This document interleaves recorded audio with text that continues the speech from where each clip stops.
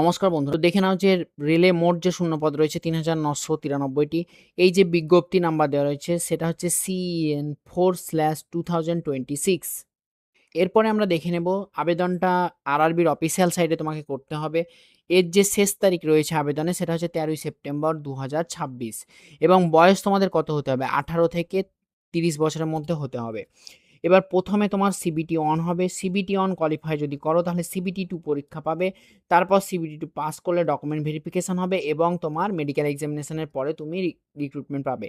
Negative marking, হ্যাঁ negative marking আছে। ৩টি যদি ভুল উত্তর দাও তাহলে ১ নম্বর কাটা যাবে।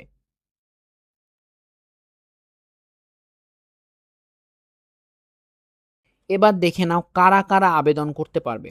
বিভিন্ন যে জুনিয়র ইঞ্জিনিয়ার পদ রয়েছে, সেই পদে মূলত ৩ বছরের ডিপ্লোমা বা BSc থাকতে হবে বা সমমানের থাকতে হবে এবং ইঞ্জিনিয়ারিং কোয়ালিফিকেশান চাওয়া হয়েছে।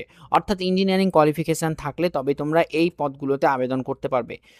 তো মেকানিক্যালে কি, কি পদ আছে তোমরা দেখে নাও। এই সমস্ত পদে মেকানিক্যালে নিয়োগ হবে। মেকানিক্যাল পদে দেখতে পাচ্ছ যে ৩ বছরে কিন্তু ডিপ্লোমা মাস্ট। তাহলে ৩ বছরের ডিপ্লোমা থাকা প্রার্থীরাই কিন্তু আবেদন করতে পারবে। এবার আমরা চলে আসবো সিভিল বিভাগে নিয়োগ হচ্ছে। তাহলে সিভিল বিভাগে একই রকমভাবে সিভিল ইঞ্জিনিয়ারিং তোমাকে করে থাকতে হবে বা তোমার হচ্ছে সিভিল যেই পদে তবেই তোমরা আবেদন করতে পারবে। হলো দেখে নাও টেলিকমিউনিকেশন বা সিগন্যাল পদে রয়েছে। এবার এই সমস্ত পদগুলো দেখতে পাচ্ছ তোমরা, বিভিন্ন পদ রয়েছে, তার মধ্যে কম্পিউটার সায়েন্স রয়েছে, কম্পিউটার ইঞ্জিনিয়ারিং রয়েছে, হ্যাঁ, এবং তোমার ইনফরমেশন টেকনোলজি বা IT থাকতে হবে।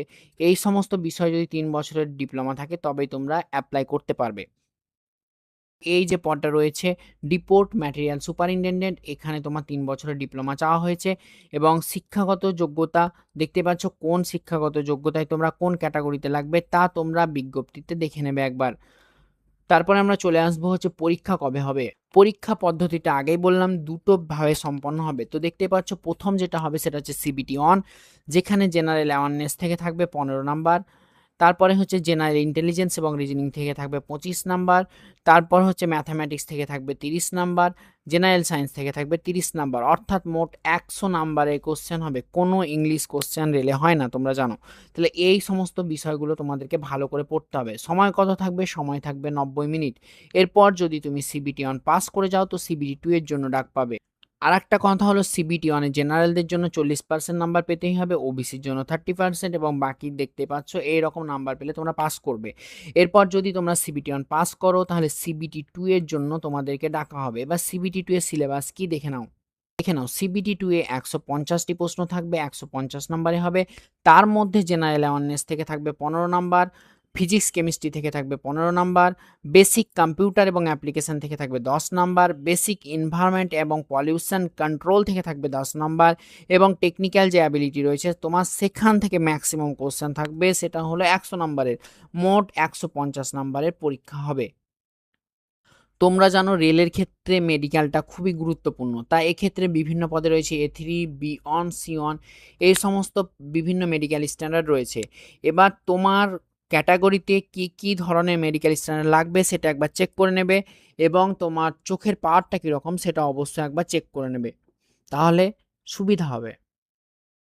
বেতন দেখতেই পাচ্ছ, মূল বেতন হবে ৩৫,৪০০ জুনিয়র ইঞ্জিনিয়ারের ক্ষেত্রে এবং যে ডিপোর্ট ম্যাটেরিয়াল সুপারিনটেনডেন্ট রয়েছে সেখানে মূল বেতন ৩৫,০০০ থেকে ৩৫,৪০০ থেকে শুরু হওয়ার কথা বলা হয়েছে।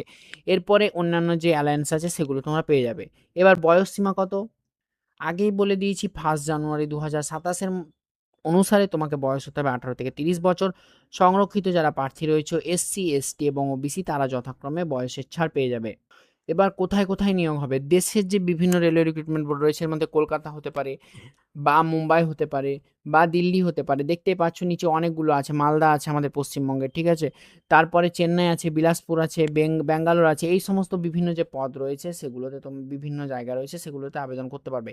এবার আবেদনের সময় তোমার কি, কি ডকুমেন্ট দরকার? আবেদনের সময় তোমাকে একটা মেল আইডি দিতে হবে, পাসপোর্ট সাইজের একটা কালার ফটোগ্রাফ, সিগনেচার এবং অন্যান্য যে এডুকেশনাল কোয়ালিফিকেশনগুলো রয়েছে সেগুলো তোমার লাগবে।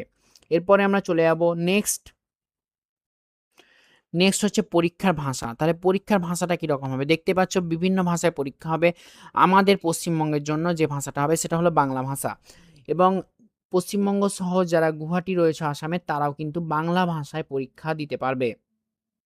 এবার আবেদনের শেষ তারিখ যেটা সবচেয়ে গুরুত্বপূর্ণ সেটা হলো 13ই সেপ্টেম্বরের মধ্যে তোমাকে আবেদন করতে হবে এবং আবেদন তুমি বুঝতে পারলে যে অনলাইনে প্রথমে আবেদন করবে, CBT 1 পাস করবে, তারপর CBT 2, তারপরে ডকুমেন্ট ভেরিফিকেশনের পরে মেডিকেল এক্সাম হবে। তো এই ছিল আজকের গুরুত্বপূর্ণ বিজ্ঞপ্তি। এবার তোমরা তাড়াতাড়ি করে ফর্ম ফিল আপটা করে ফেলো এবং বিভিন্ন চাকরি সংক্রান্ত আপডেটের জন্য অবশ্যই চ্যানেলটিকে সাবস্ক্রাইব করো। ধন্যবাদ।